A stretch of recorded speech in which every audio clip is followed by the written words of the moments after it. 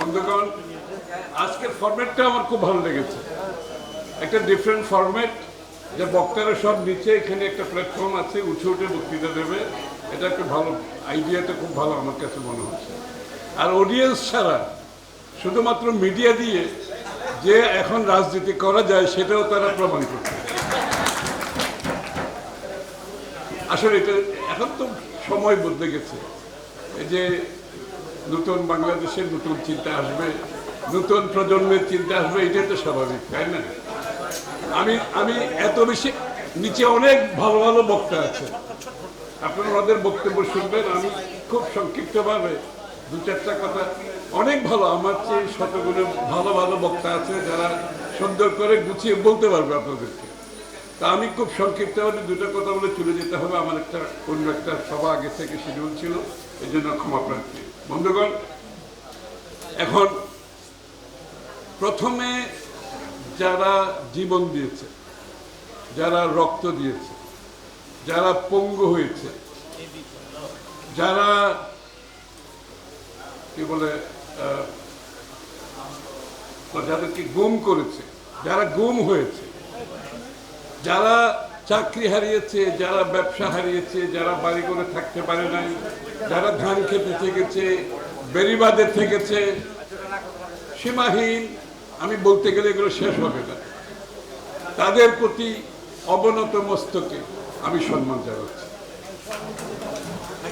বন্ধুগণ, তাদের রক্তের দানে, তাদের স্যাক্রিফাইসের কারণে আজকে কিন্তু আমরা এখানে দাঁড়িয়ে আছি। সবশেষে আমাদের এক মাসের ছাত্র জনতার আন্দোলনে এটার একটি সফল পরিসমাপ্তি ঘটেছে। সবার প্রতি আমাদের অন্তরের অন্তঃস্থল থেকে শ্রদ্ধা, ভালোবাসা জানানো ছাড়া আমাদের আর কিছু করার নাই এই মুহূর্তে।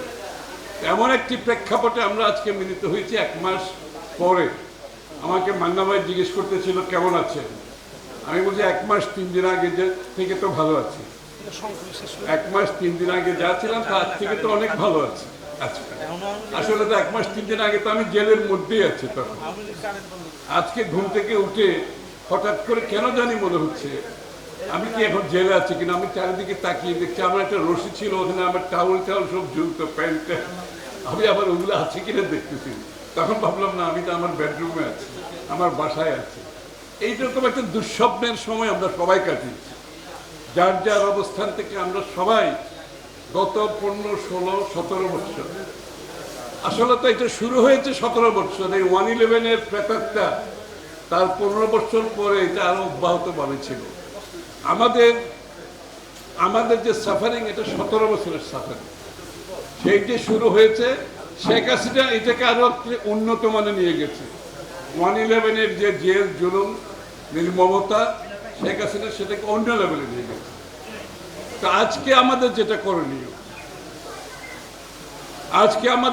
করণীয়, যেটা এত স্যাক্রিফাইসের পরে আমরা আজকে স্বাধীন দেশ পেয়েছি, একটি মুক্ত দেশ পেয়েছি, একটি মুক্ত আবহাওয়ায় কথা বলতে পারছি, এবং কারো কোনো শঙ্কা নাই, সাংবাদিকদেরও শঙ্কা নাই, আমাদেরও কোনো শঙ্কা নাই, কারো কোনো শঙ্কা নাই। তো এইটা যদি ধরে রাখতে হয়, এখন আমাদের বিষয়টা কি, আমরা কেন আলোচনা করছি?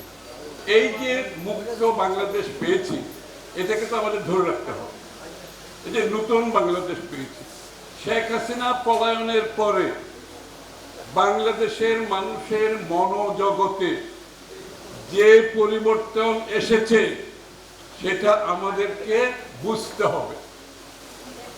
সেই মনোজগৎ কিন্তু আগের মনোজগতে নাই।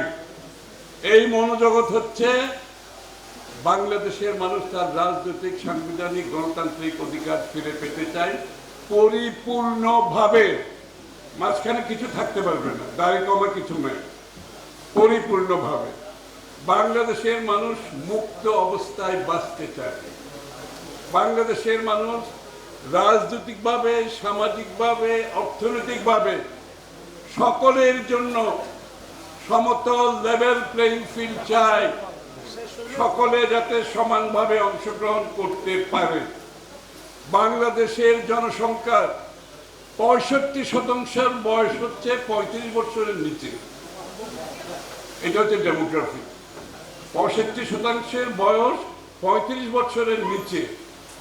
এই 35 বছরের নিচে যারা 65% আছে জনসংখ্যা, তারা কি ভাবছে, তাদের প্রত্যাশা কি, তাদের আকাঙ্ক্ষা কি, এটা আমরা যারা রাজনীতি করি আমাদের বুঝতে হবে।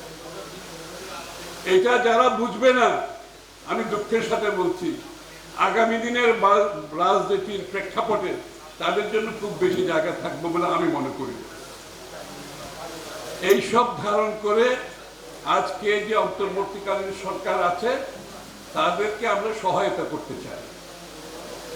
আমরা রাজনীতি করি, আমরা অনেক কথা বলি, অনেক বক্তব্য দেই, যার যার প্রেক্ষাপট থেকে আমাদের কথাগুলো বলি এবং বলবো, কিন্তু বটম লাইন হচ্ছে, শেষ কথা হচ্ছে, আজকের অন্তর্বর্তীকালীন সরকারকে ঐক্যবদ্ধভাবে জাতীয় ঐক্যের মাধ্যমে আমাদেরকে সমর্থন করে এই কাজগুলো সম্পন্ন করতে হবে। আমরা যত কথাই বলি, জাতীয় ঐক্যের এই মুহূর্তে কোনো বিকল্প নেই, এবং জাতীয় ঐক্যের মাধ্যমে যেই শক্তি বাংলাদেশকে ধ্বংস করে দিয়েছে রাজনৈতিকভাবে, অর্থনৈতিকভাবে, সামাজিকভাবে, সেই শক্তিকে যদি পরাহত করতে হয়, জাতীয় ঐক্যের মাধ্যমে যে ঐক্যমত সৃষ্টি হয়েছে সেটাকে আমরা অক্ষুণ্ণ রাখতে হবে। বর্তমান ইন্টারিম সরকারকে সমর্থন করতে হবে। আবার আমাদের কথাগুলো আমরা বলতে থাকব, এবং আমরা আশা করি সবাই মিলে আমরা এগুলোর সমাধান করি। আগামী দিনে যে বাংলাদেশের মানুষকে তার মালিকানা ফিরিয়ে দেওয়ার যে ওয়াদা করেছিলাম, গত 15 বছর ধরে বক্তৃতায়, রাস্তায়, মৃত্যুর মধ্যে, গুম খুনের মধ্যে, জেলের মধ্যে, মিথ্যা মামলার মধ্যেও বলেছি, একটা কি বলেছি, বাংলাদেশের মানুষের মালিকানা ফিরিয়ে দিতে হবে। ওই শেখ হাসিনা তার পরিবারের যে মালিকানা কেড়ে নিয়েছিল, সেই মালিকানা বাংলাদেশের মানুষকে যদি ফিরিয়ে দিতে হয়, সেই দিকে আমাদের কাজ করতে হবে। ওইটা হচ্ছে বটম লাইন। যারা বাংলাদেশের মালিক তারাই সিদ্ধান্ত নেবে বাংলাদেশ কিভাবে চলবে। আর আমরা যারা রাজনীতি করি, আমরা তাদের কাছে গিয়ে বলবো আমরা তাদের জন্য কি করতে চাই, আমরা কি পরিবর্তন চাই, আমরা তাদেরকে গিয়ে বলবো, তারাই সিদ্ধান্ত নেবে বাংলাদেশ কোন পথে চলবে। এর কোনো ব্যতিক্রম হওয়ার কোনো সুযোগ নাই। সবাইকে ধন্যবাদ।